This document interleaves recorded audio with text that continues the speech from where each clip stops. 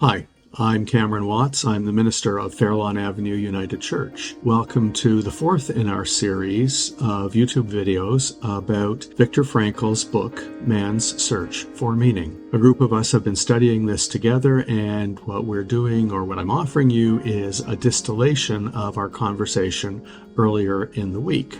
Before you watch, three things. First, remember that the book is a product of its time and uses non-inclusive language. As an example, women and those who do not identify as binary search for meaning as well. I will try and use inclusive language whenever possible in these brief insights into the book. Second, I'm going to put some questions to you. Feel free to pause the video and let your mind and heart work with the questions or anything else that comes up. Third, the first three sessions, and to a lesser extent this one, will arise from Frankl's experience in a Nazi death camp. If you are reading the book along with us, and even in some of my citations, the description of violence and evil are difficult to carry, I will say at this end again, but please, look after yourself.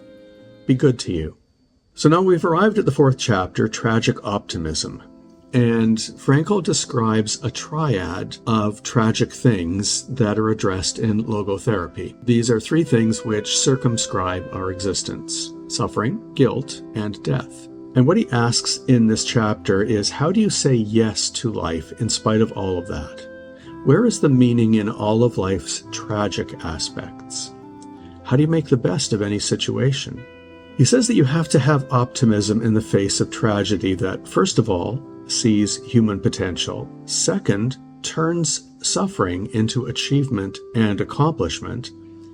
And finally, derives from guilt the opportunity to change oneself for the better. And that's where we're going to start, with guilt. It's a favorite theme in a lot of churches, and so I think it's fair to ask, what is the place of guilt in our lives? Well, it can be used for good, and it can use to damage us. The struggle in historic Christianity has been because the church has used it to manipulate people's behavior, to try and mediate people's access to the presence of God, and saying, if you're guilty, you don't get to see God. And that was a problem that Jesus faced before the church, that you can't be close to God if you are guilty. And much of the time, all we have really done is make things worse. For instance, we have called sin an intentional evil instead of what it originally meant, which is missing the mark. It's an error to be corrected. It's not a willful rebellion resulting in punishment. So, what is guilt? Well, guilt is feeling badly about something you've done. It may include embarrassment. It may involve recognizing that your action might have hurt or offended someone else. It usually occurs to us, happens to us, jumps on us when we know we've broken one of our own standards and feel shame. It's personal responsibility. It is the willingness to learn from our mistakes, not repeat them, to use guilt to make us more aware of our decisions and help make us more comfortable with the stable decisions we can make in the future. Guilt derives from the transitoriness of life. It provides the incentive to take responsible action. It's not about making you feel worse and telling you you're a bad person. It's about saying, I didn't quite manage or accomplish whatever it was I wanted to, and I don't feel good about that. So what is my motivation going to be to try and do better next time? Now, I just used the term transitoriness of life, and I want to take a side trip because Frankl talks about the notion of happiness in our transitory life. And he says very clearly that humans are not in pursuit of happiness. They are searching for a reason to be happy through actualizing their potential, through understanding what is inherent and dormant in a situation that they can learn from and take advantage of. Happiness is momentary. It's like the sunset. It's a byproduct of what happens in the moment. Happiness happens when good things happen, but it is something that is transitory. So he will say, logotherapy, which is the subject of the book, of course, may counteract certain unhealthy trends in the present-day culture of the United States. Now, remember, he's writing this 40 to 50 years ago, where the incurable sufferer is given very little opportunity to be proud of their suffering and to consider it ennobling rather than degrading. So that, as I quote him, this person is not only unhappy, but they are ashamed to be unhappy. That shame leads us to find people who make us feel better about ourselves without addressing the root problem. So we might, for instance, and as I'm recording this, there's an election happening in the United States, might, for example, choose a leader who is pretty much unaccountable for what they do and yet seems to be happy. And so I'm going to identify with that person, because then I can get over whatever embarrassment or shame I feel about not being happy or being unhappy. I think Frankl wants to say to us, don't worry about being unhappy. Happiness is transitory. Figure out what you are going to do to change your response next time. Learn from what happened the first time, and then you have the opportunity to encounter happiness in the days ahead. Okay, let's move on to suffering. He says it is not indispensable to the discovery of meaning, but meaning is available through suffering if the suffering is unavoidable. We can be in a situation where we are suffering. We had no choice about it.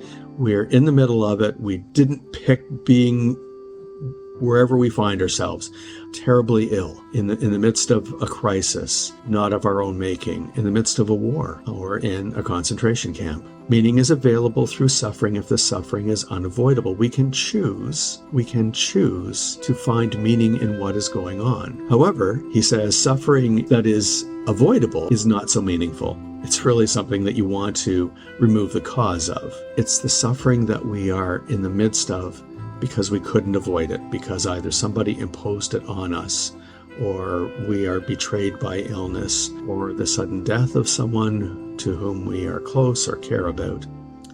Brings us to death.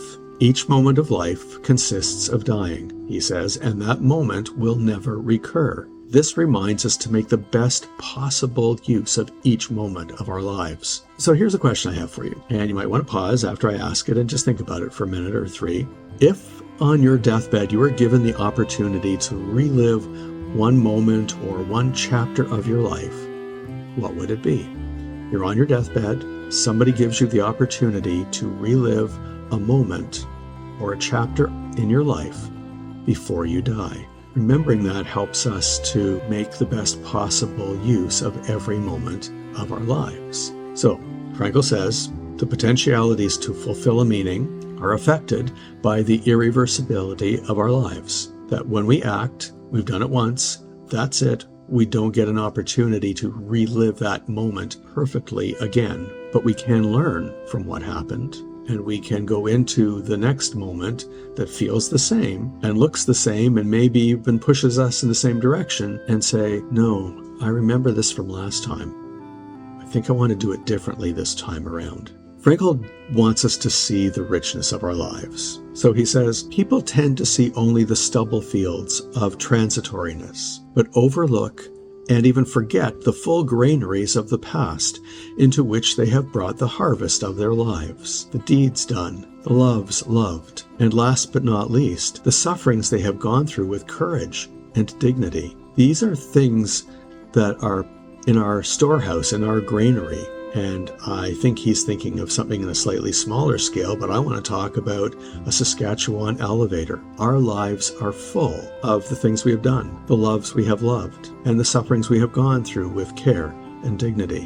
What have I done to make other lives better? When we look at the granary, we say instead, look at what I have done to make the lives of others better. And then finally he says, there is no reason to pity old people. Instead, young people should envy them because they have realities in the past no one can remove. If you're a little bit older, you can celebrate that and even be a little happy about it.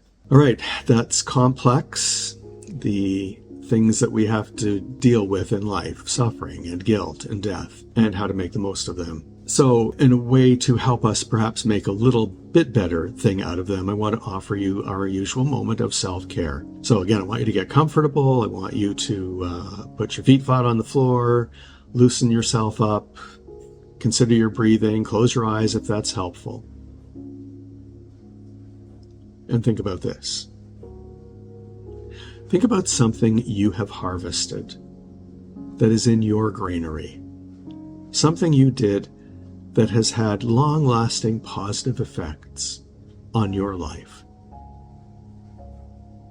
and may even have had a positive, long-lasting effect on the life of someone else.